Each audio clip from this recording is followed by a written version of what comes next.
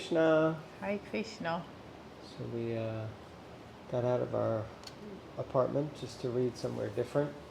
So we went downstairs. So we went downstairs. It's too hot to go outside for some people. It is. It's 94 degrees. And isn't that, some people would love to be in a 94-degree weather. Right? That's because their brain is baked. And so we came downstairs. Some of you commented separately that you thought this was our apartment. This is not our apartment, just so you know. This is a kind of group area, and you can see some people coming through the door now, and like that. So it's kind of a common area. Hopefully it doesn't become too common too quick. Anyhow, let's read Bhagavatam. All right. Canto 4, chapter 25, text 31. Yep. Om Namo Bhagavate Vasudevaya. Om Namo Bhagavate Vasudevaya. I don't think it's... Om Namo Bhagavate Vasudevaya.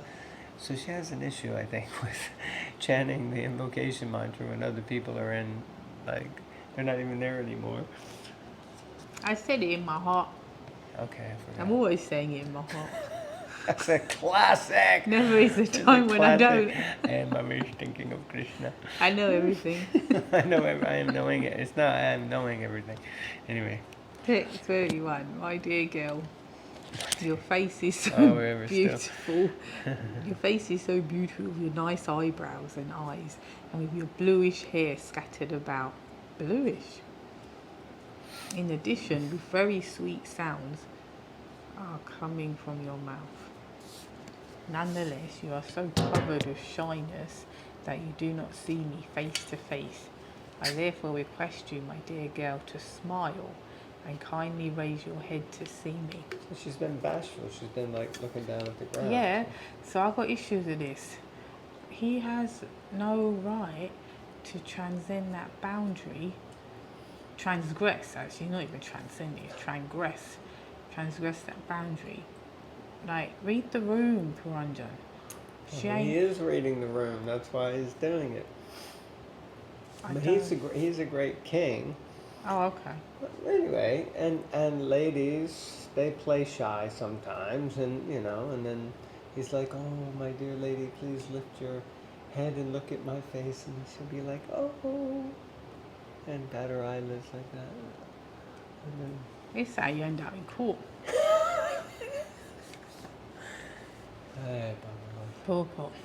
Such a speech is typical of a living entity, like a male living entity, attracted by the opposite sex.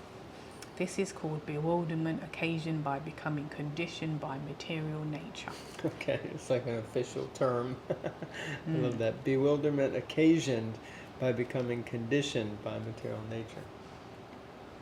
When thus attracted by the beauty of the material energy, one becomes very eager to enjoy. This is elaborately described in this instance of Puranjan's becoming attracted by the beautiful woman.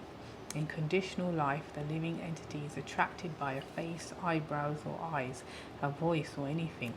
In short, everything becomes attractive. When a man or woman is attracted by the opposite sex, it does not matter whether the opposite sex is beautiful or not. The lover sees everything beautiful in the face of the beloved and thus becomes attracted. This attraction causes the living entity to fall down in this material world. This is described in Bhagavad Gita 7.27. Icha dvesha samutena dvandra mohena bharata sarva bhutani samoham sarjayanti parantapa. And the translation is a sign of Bharat, Arjuna, a conqueror of the foe. All living entities are born into delusion, overcome by the dualities of desire and hate. Imagine that, you know. It's like you don't actually have a fighting chance, because you're born into this delusion, and it says you're overcome by desire and hate.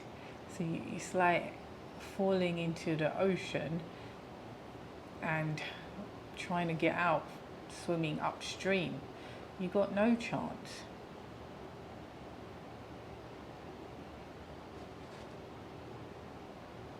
It's like the cards are stacked against you from the beginning.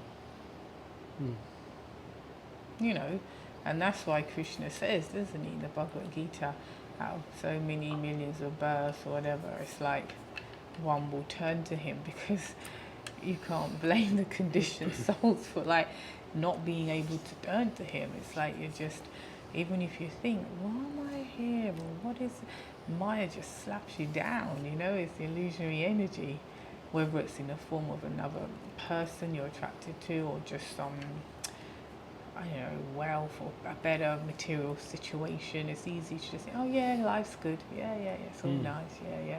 Like this place now, it's very fancy, and all the furniture, and you know, it's not our apartment as some people thought, but I wouldn't mind if it was. It's quite nice. But when you look on the walls, you can see how it used to look, because it was a college for Catholic monks, and they gutted it. I mean, when you look at it, I wouldn't live here if it was like that, obviously. So, but and that's the material nature, isn't it? Because if they showed that and said, would you live here? It'd be like, no, well, why would I live here? But you see the polished version, which is what material nature is all about. It's just, Prabhupada says, polished turd. That's what he says. Stool, I think, is the term he uses. I mean, it's basically the same thing. Sounds quite rude when you say that.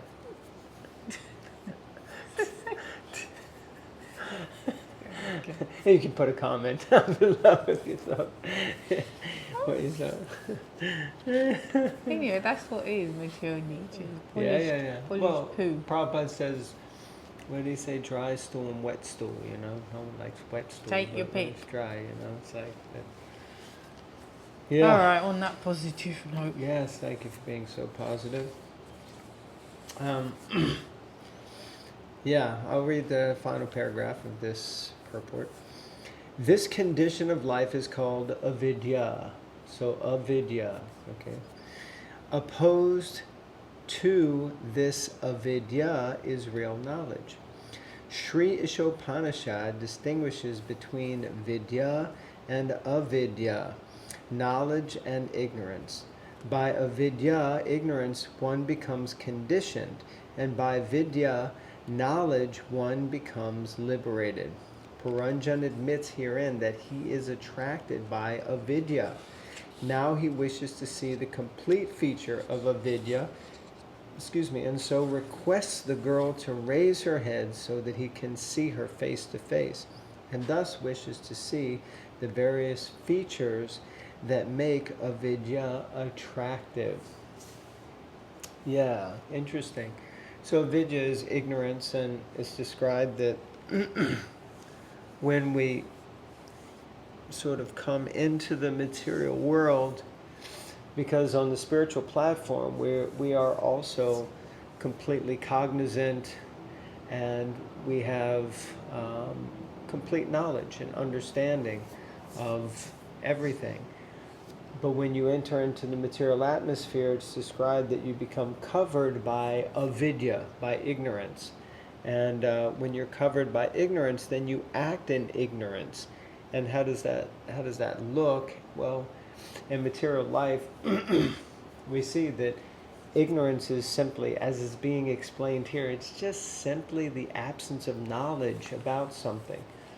So we often act in ignorance because we don't really know how something works, how something is supposed to work, how the material energy works. So the material energy is naturally alluring. What is it Prabhupada says? The more that we try to become, the more that we struggle, and the struggle, struggle for existence. And the more that we struggle, the more that we become entangled in the material energy, like a fly or a moth or something that goes into the spider web, and they think, oh, I can get out. And the more that they try to get out, the more parts of them get trapped and entangled.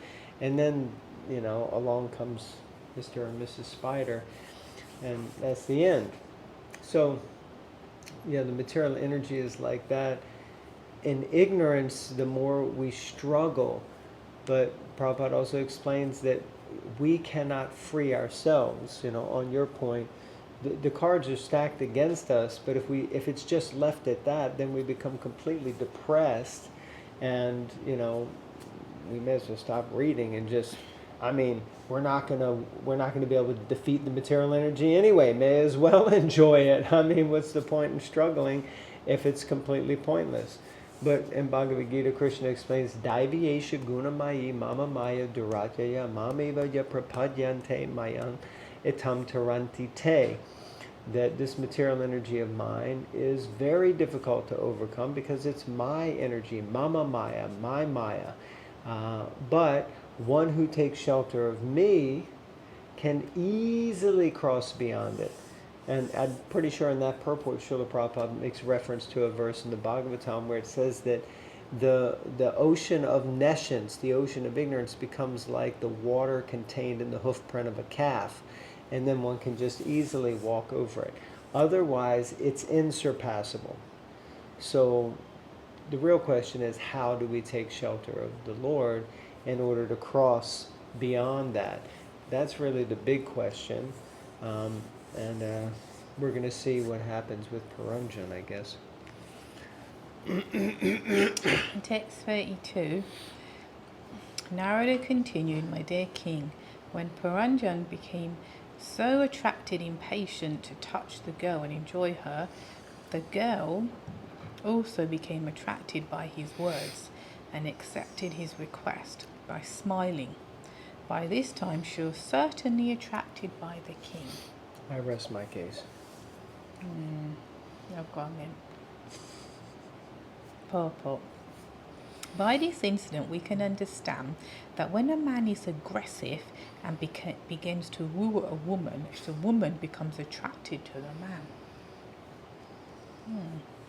This process is described in the Bhagavatam 5.5.8 as Pumsa Striya Maituni Bhavam Itam. This attraction is enacted on the platform of sexual life. Thus, the sex impulse is the platform of material engagement. This conditional life, the platform of material sense enjoyment, is the cause of forgetfulness of spiritual life. In this way, a living entity's original Krishna consciousness becomes covered or converted into material consciousness. Thus, one engages in the business of sense gratification.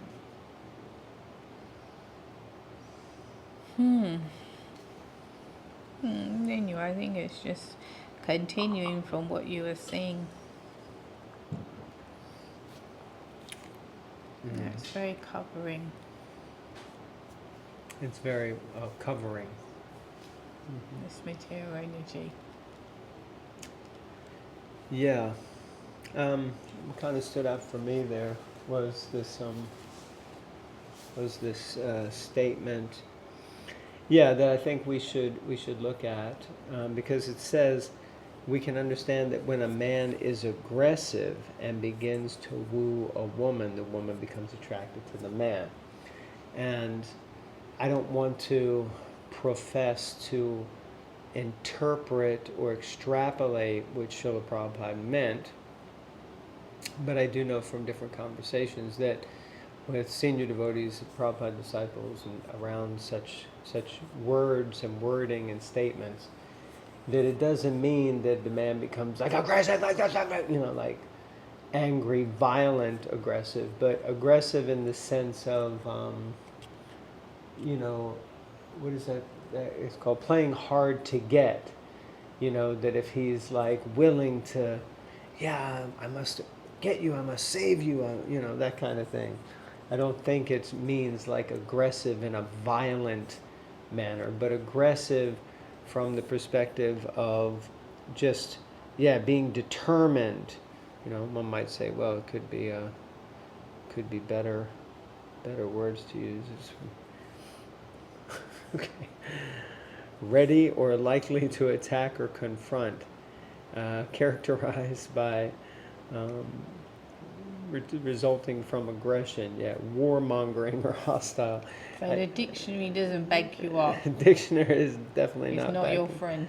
It's not my friend right now. Oh, here we go. Behaving or done in a determined and forceful way. We need more growth to pursue our aggressive acquisition strategy. Yeah. All right. Anyhow. All right. So, is it my turn to read? Yeah. Whoopsie daisy. Looks like a long purport. Maybe should we leave it? Okay.